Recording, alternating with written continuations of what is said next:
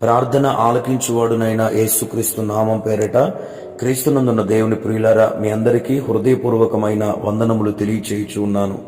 ఈ దినపు యేసయ్య కృపా వార్త కీర్తనల గ్రంథము 20వ అధ్యాయం 5వ వచనం. నీ ప్రార్థనలన్నీ యెహోవా సఫలపరచును. క్రీస్తునందున్న దేవుని ప్రియులారా, మన ప్రభువు ప్రార్థన ఆలకించే దేవుడై ఉన్నాడు. ఆయన చెవులు విననేరక విండునట్లుగా మందము కాలేదు, కానీ ఆయన భూలోకములో ఎందరు మొరపెట్టినా వారి ప్రార్థనలు మొరలు విని సఫలపరిచి కార్యములు చేసే గొప్ప దేవుడై ఉన్నాడు. ఈ రోజున చాలా మంది ప్రార్థనలు సఫలపరచబడట్లేదు. చాలా మంది ప్రార్థనలుగానే ఉన్నాయి, కానీ అవి కార్యరూపం దాల్చక దాని ఫలమును విజయమును అనుభవించక రిక్తులుగానే మార్చబడుతున్న అనేక మంది జీవితాలు మన కనుల ఎదుట కనబడుతున్నాయి.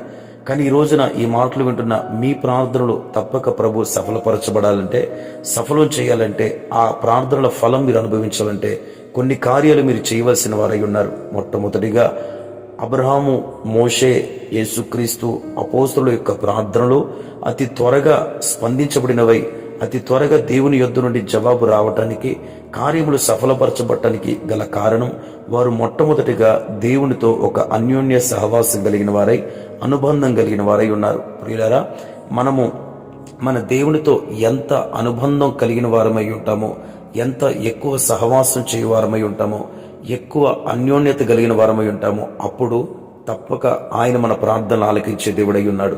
మన కార్యములను, మన ప్రార్థనలు సఫలపరిచే దేవుడై ఉన్నాడు. దేవునితో మనకు అనుబంధం లేకోకుండా మన అవసరం ఉన్నప్పుడే మనం ప్రార్థన చేయటం వలన ఆ ప్రార్థన అంత త్వరగా దేవుని యొద్దకు చేరక అది సఫలపరచబడక అలాగే ఉంటుంది. కాబట్టి మొదటగా మనము దేవునితో ఒక సంబంధాన్ని ఎక్కువగా పెంపొందించుకోవడానికి మనం తోడ్పడాలి.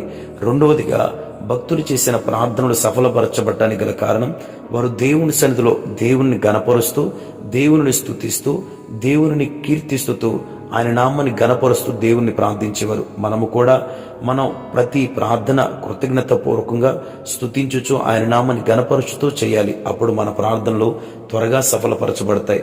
మూడో విషయాన్ని మనం జ్ఞాపకం చేసుకుంటే, అనేక మంది భక్తుల జీవితాలలో ప్రార్థనలు సఫలపరచబడ్డానికి గల కారణం వారు తమ పితరులతో చేయబడిన నిబంధనలు, వారు తమ పితరులతో ప్రభు చేసిన వాగ్దానములను ఎత్తిపట్టి ప్రభు సన్నిధిలో ప్రార్థన చేశారు. ఈ రోజున ఈ ప్రార్థన అనుభవం చాలా మందిలో ఉండట్లేదు. కానీ మనమైతే మనకు దేవుడు చేసిన వాగ్దానములను ఆయన నామమును బట్టి ఎత్తిపట్టి వాగ్దాన పూర్వకంగా ప్రభు సన్నిధిలో మనం ప్రార్థన చేస్తే ఆ ప్రార్థనలు త్వరగా సఫలపరచబడతాయి. నాలుగవదిగా, మనల్ని మనం ప్రభు ఎదుట తగ్గించుకొని దీనులుగా విరిగి నలిగిన మనసుతో ప్రభు సన్నిధిలో మొరపెట్టాలి. ఐదవదిగా, మనము ఆయన ఇస్తాడు, మన ప్రార్థన సఫలం చేస్తాడు అని నమ్మి విశ్వసించి పొంది ఉన్నామని ప్రార్థన చేయాలి. ఆరవదిగా, మన ప్రార్థన ఆలస్యం అవుతుందని మనం వెనుతిరిగిపోక, విడువక, విసుకక మొరపెడుతూ ప్రార్థన చేయాలి.